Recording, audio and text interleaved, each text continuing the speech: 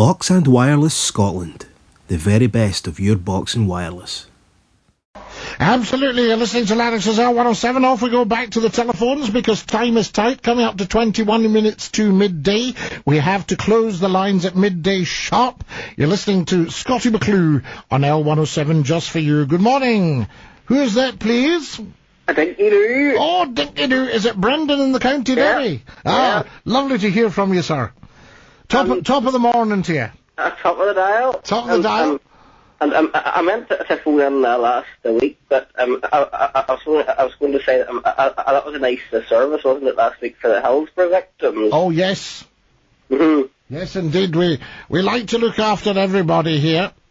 But I think, but at this time, I think, there should be a goodwill shown, and I think a certain former newspaper editor should apologise. I don't know what you think about that, but... A certain newspaper and a certain news editor? A certain newspaper editor should apologise for a comment. Am I not right in thinking that they did actually apologise? He didn't personally, though. Oh, right, yes, indeed. Oh, well, I mean, at the end of the day, you can't make somebody apologise. Mm-hmm. It's up to what they feel about it, that's between them and their conscience, isn't it? Yes, I know what you mean. Just standing up, because, I don't know, it takes a very big man to apologise. Mm-hmm. To stand up and hold their hand up and say, I am terribly sorry, I got something wrong. And but from what I've heard, he's not that type of man anyway. He's not. Well, it's all opinion. I mean, I couldn't actually tell you. Mm-hmm. But I mean, I think that I'm just wondering what the chances would be. Do you think it would make a difference even now if there was an apology forthcoming? I suppose it's this thing of the labelling of people, isn't it? I mean, the people don't like that. They were all labelled as drunks and one thing and another, and that wasn't the case at all. Yeah, but you see, you've got to remember now, you live in Ireland, and I live in Scotland, and we are well used to people using abusive phrases like calling us all drunks. Yes, I know what you mean. Saying, the Irish, they won't be sober, the Scots won't be sober. Yes. And that sort of nonsense, and it's not strictly true. Yes, I know what you mean. There's a bit of prejudice involved. Well, again, you see, the minority tend to set the tone in these things. Yes, I know what you mean. You know yourself, in Ireland, if there's any trouble from a tiny minority group, everybody in Ireland gets labelled. It does tremendous harm. This is what I've never ever understood, why you have these dissident groups, Yes, I know what you mean. Because they're causing more trouble than anything else. Well, they do really. They bring a terrible... You see, what should be better with is a dissident politician who stands up and says, look, we shall never ever resort to any form of violence or harm to any other human being. But here's where we are coming from.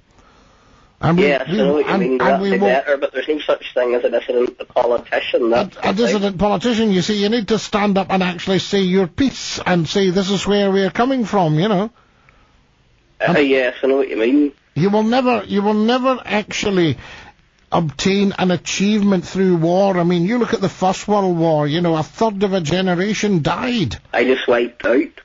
Trying to get little bits of ground back. The Second World War, they had all that terrific loss and damage and everything to the world. And, nobody's really any further on because we're handing everything away to Europe. Yes, I know what you mean. And you wouldn't be a fan of Europe, but I think at the start, Europe did good things, but I think now with a recession and things like that, it should be individual countries now.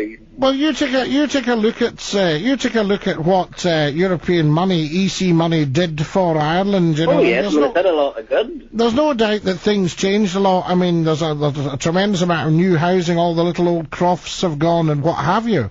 But then at the end of the day, once that's gone, what happens? The old Celtic tiger needs to go to his basket and have a bit of a lie down. Yeah, that's what you mean. And I've heard you saying too, and you made a valid point, about this recession. You think, in times of recession, you think there should be a national government, with the best politicians I think from we all should. parties? I think we should dump the whole party politics thing and say, look, we're in the shecht here. It's actually plumbers we're needing, not politicians arguing with each other. But we need an input from the country's best brains as how best to get us out of the shecht. Yes, that might be a good idea. And you sit there and you forget all your political differences and you sit in your parliament and you say, Gordon, what do you think? David, what do you think? Mm-hmm. And even bring, I'm sure all three parties have got a good individual politicians in them, if they just work together. Yes, I'm just wondering if party politics, see, the real problem is that all the parties have become so similar. I know what you mean. It's hard to tell one from the other now. They've been feeding off each other's nonsense for years, you see. And they've become very similar. And what's the difference between New Labour and Blue Labour type thing, I guess I've even Labour, Tory and the Liberals. There's not much difference between all three of them. And I think you need somebody that stands up and says, look, we have been given the power by the monarchy to run this country for the good of the people. Mm-hmm. And we really needs a radical rethink and a lot of shake-up, but there's a lot of good things about this country we need to retain. Yes, I know what you mean. You see, and it's the same, it's the same for yourself, Yes. And that's the way it needs to be approached. And they say now, we've shut ourselves in a darkened room, we've come up with the plan here, or we've shut ourselves in a darkened room with a night light on. We've come up with the plan, and here is the plan. Tell the people the big picture. Here's what's happening. Here's the big picture, so that we're not selling the nation down the river. Yes, I know what you mean. But they're just more interested in getting one up at each other at the minute. Well, you see, it's quite... would people have thought more of the Chancellor last night if instead of saying, I blame it all in the global recession, but here's what us Wonder Boys have done to get us out? Would it have been better if the Chancellor had stood up and he said, good evening, I'm the Chancellor of the Exchequer, and the first thing I owe you lot is one massive apology for the last 11 years. We thought we knew what we're doing. Turns out we didn't. We've got ourselves in some deep doodah here, and we think probably the best way is to see if we can borrow our way out of it. What do you all think yourselves? Well, it seems to be more the last 2 or 3 years rather than the last 12. Because for years there was big economic growth under Labour, Well, there was growth under the Tories, and Labour inherited a superb economy. But they've still managed to trash it with what they call redistribution of wealth, but it never works out that way. Because, I know in 91 now there was a recession under the Tories then as well, but it came back again. In 1991? Wasn't that the last recession, 1991? Yes, well, let's get it straight. There was one in 87, is that right? Mm-hmm, yeah. And there's been a recession most of the time because what we've had is a boom and bust economy. Mm-hmm. Instead of saying, let's just take it a bit canny and save our pennies for a rainy day and not sell our hens on a wet day. I know what you mean. You see? And I think that we need to get back to that kind of Celtic economy. Mm-hmm. That kind of careful thinking. Yes, I know what you mean. I mean, Mr. Brown managed to get by with all the prudence for years. That was a good one. Mm-hmm. But suddenly he just spent the lot. Once recession started around the world, he panicked. Well, it's a bit like you and I saving our pennies all our life, and then one night we get too much of the black stuff in us, and we go up to the casino. And we say, could we put the whole lot on red, please? Yeah. And up it comes, and the croupier goes, black wins, and we think, oh, right. And I think Mrs. McClue would be beating you around the head if you did that. I think we'd better get ourselves home to our bed now. Taxi? Oh, has anybody got enough for the taxi? Aye. I think we could have enough for Tommy's taxi now. Oh, Tommy's had his taxi. He's away. I missed this last call, but I did hear you say the other morning that the Big Boss was banned. The Big Boss has banned Tommy, yes. I now have no vote on whether Tommy comes back or not. The Big Boss has speak and has said, nay, nay, nay.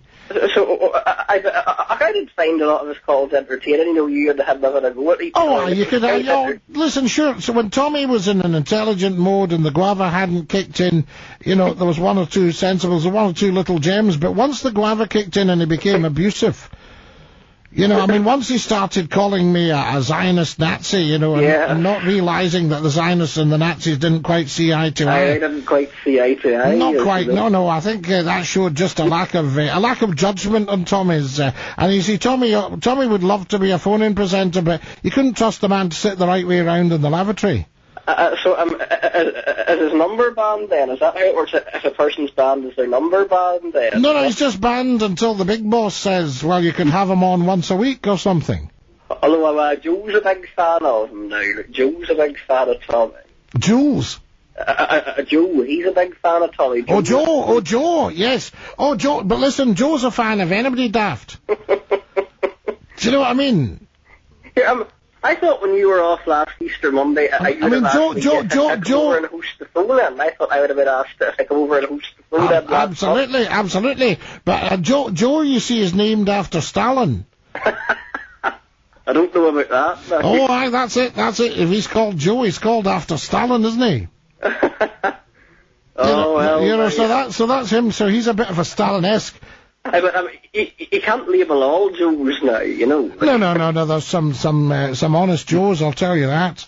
There's some great Joes, but it's very funny that he just happens to be named after Stalin.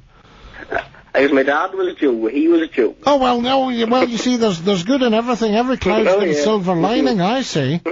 Oh no, well I'm all for that because your dad was your dad, and he and your mum came up with you, and that's a great treat for the nation. And it's very good for you as well, you see. Because, I think if our mum and dads had not given birth to us, then we'd have had a hard time.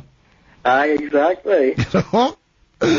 So that's excellent. Right, well, I take that back then. There are some wonderful Joes about, and... my mum, she's still with us, but she's marrying. Right, she's marrying. Well, we send love to Marion, so will you give her a hug when you see her, please? Okay. You see, Mother, that's from the whole nation. Yes. Yes, they're sending you love. My dad sadly died 6 years ago. Well, bless him, I'll tell you that, but it... it was lung cancer he died of. Ah, yes, indeed. Now, the thing is that you and him got to know each other, and that's great. Oh, yes. It's good stuff, and he's with us, you see. Oh yes, he's still with us, and he's probably still telling me off. Yeah, he'll be telling you off, but the other thing, you'll be getting a smile because he was obviously very, very proud of you. Oh,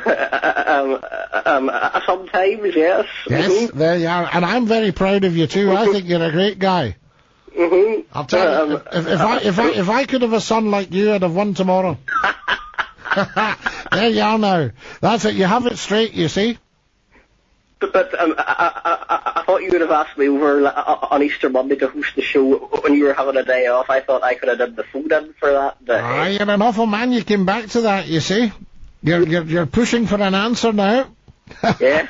Our like, what us the Celts are like. We like to get an answer, don't we? We like to get an answer, yes. The Celtic people like to get an answer. They like to know what's what.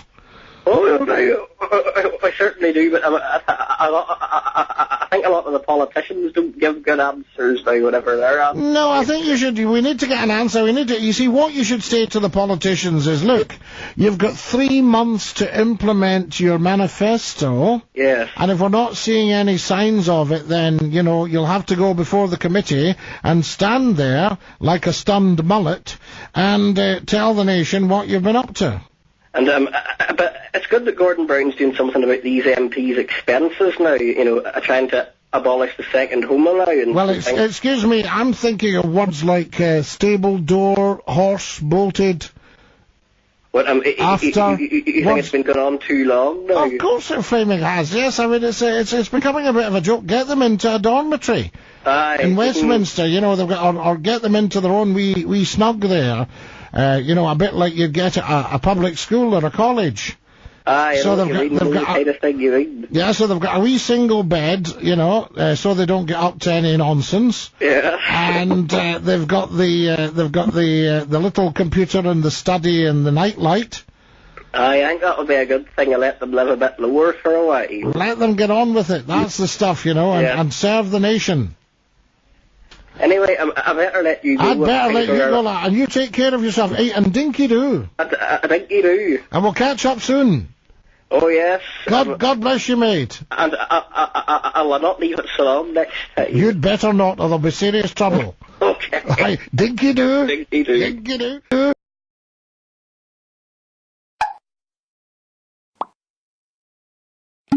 Box and Wireless Scotland.